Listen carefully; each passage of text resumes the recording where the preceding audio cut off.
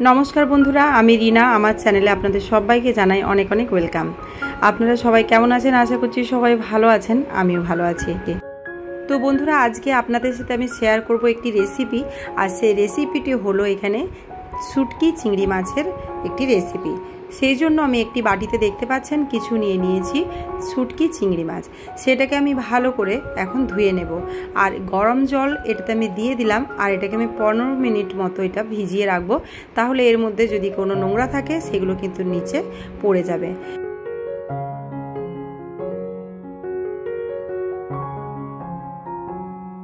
তারপর বন্ধুরা কড়াতে আমি সরষের তেল দিয়ে দিলাম। রান্নাটা আমি সরষের তেলেই করব, কারণ মাছ রান্না সরষের তেলে খুব সুস্বাদু হয়। আপনারা চাইলে রিফাইন অয়েলেও করতে পারেন। তো তার মধ্যে বেশ কয়েকটা এখানে আমি কালো জিরে ফোড়ন দিয়ে দিলাম।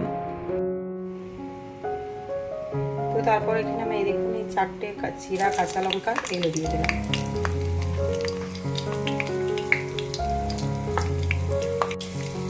কাঁচা লঙ্কা কালো জিরেটাকে অল্পখানি ভেজে নেওয়ার পর তারপর এখানে বড় সাইজের একটি পেঁয়াজকে আমি কুচিয়ে রেখেছিলাম সেটা দিয়ে দিলাম। যে সমস্ত বন্ধুরা আমার ভিডিওটি দেখছেন সবাইকে জানাই অসংখ্য অসংখ্য ধন্যবাদ। তো বন্ধুরা আপনারা একটি লাইক দিয়ে আমার ভিডিওটি দেখা শুরু করুন, কারণ আপনাদের একটি লাইক আমাকে অনেকটা এগিয়ে যেতে সাহায্য করবে। আর খুব বেশি ভালো লাগলে অবশ্যই কিন্তু কমেন্ট করে জানাবেন। বন্ধুরা এই দেখুন এখন আমি এই পেঁয়াজটাকে তো এরকম হালকা আমি লাল করে ভেজে নেব।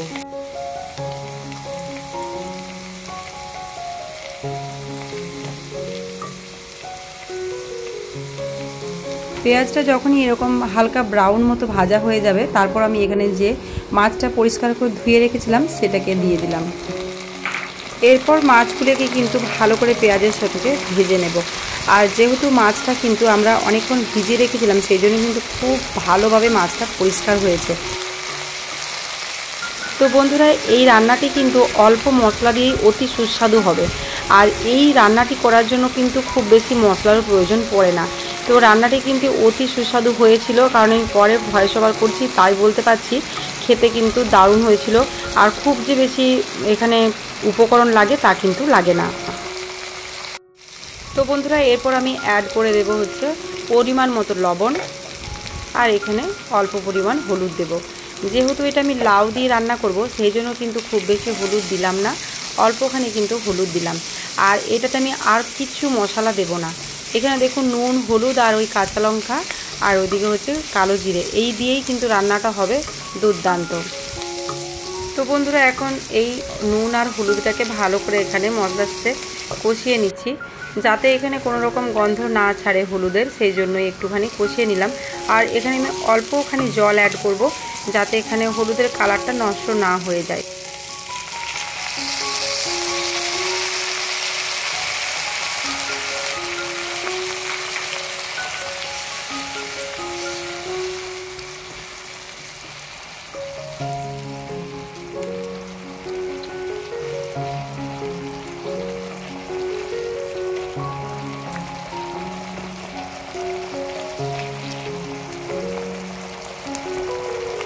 তো বন্ধুরা এই দেখুন মশলাটা কিন্তু খুব ভালো মতো কষানো হয়ে গেছে, তেল ছেড়ে দিয়েছে।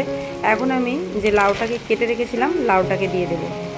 লাউটাকে এরপর ভালো করে মশলার সাথে এখানে আমি কষিয়ে নেব।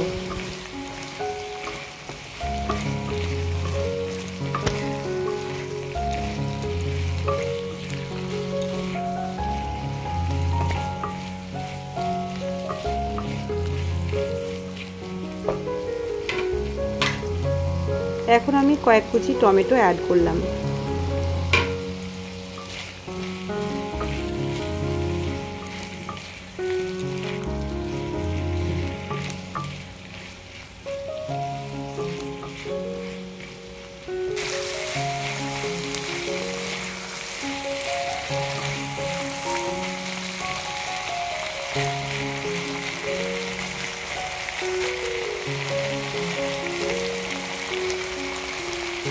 তো বন্ধুরা এটাকে অল্পক্ষণ কষিয়ে নেওয়ার পর আমি এটাকে ভালো করে একটু ঢাকা দিয়ে দেবো, কারণ ঢাকা দিয়ে রান্নাটা করলে স্বাদ কিন্তু খুব ভালো হবে।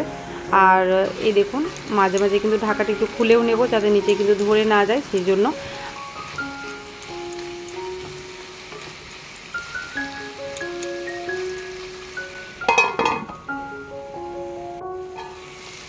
আরও একবার ঢাকাটি খুলে দেখে নেব নিচে ধরে যাচ্ছে না তো।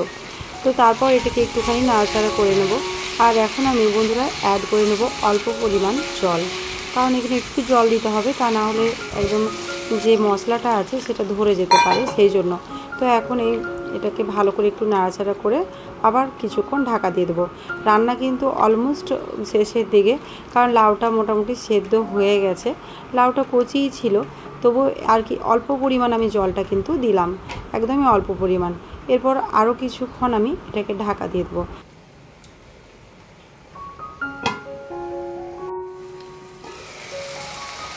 তো বন্ধুরা এখন আরও একবার ঢাকাটি খুলে দেখে নিচ্ছি রান্নাটা কতদূর। রান্না কিন্তু অলমোস্ট আমার শেষের দিকে। বন্ধুরা এই দেখুন রান্নাটা কিন্তু একদম হয়ে গেছে, লাউগুলোও কিন্তু সেদ্ধ হয়ে গেছে। দেখিয়ে দিচ্ছি আপনাদেরকে, প্রচণ্ড গরম, হাত দেওয়া যাচ্ছে না। এই দেখুন পুরো লাউটাও সেদ্ধ হয়ে গেছে, দেখলেই বোঝা যাচ্ছে যে রান্না কিন্তু কমপ্লিট। তো বন্ধুরা সব শেষে অ্যাড করে দেবো হচ্ছে ধনেপাতা। আপনার কাছে ধনেপাতা থাকলে আপনি দেবেন, তা না হলে ধনেপাতার অপশানটি স্কিপও করতে পারেন। তো একদম আমার রান্না কমপ্লিট। এরপর সার্ভ করে নিয়েছি এই যে গরম গরম হচ্ছে শুটকি চিংড়ি লাউ। তো বন্ধুরা আজকে আমার এই ভিডিওটি আপনাদের কেমন লাগলো কমেন্ট করে কিন্তু জানাতে ভুলবেন না, কারণ আপনারা যখন কমেন্ট করেন কমেন্টগুলো পড়তে ভীষণ ভীষণ ভালো লাগে। আর নতুন বন্ধু পুরনো বন্ধু সবাইকে অনেক অনেক ধন্যবাদ জানিয়ে আমার ভিডিওটা আজকে এখানেই শেষ করব। আবার নিয়ে চলে আসবো কোনো একটা নতুন ভিডিও অথবা কোনো একটা নতুন রেসিপি। সবাই সুস্থ থাকবেন, ভালো থাকবেন, টেক কেয়ার। দেখা হচ্ছে নতুন একটা কোনো ব্লগে। Thank you so much for watching.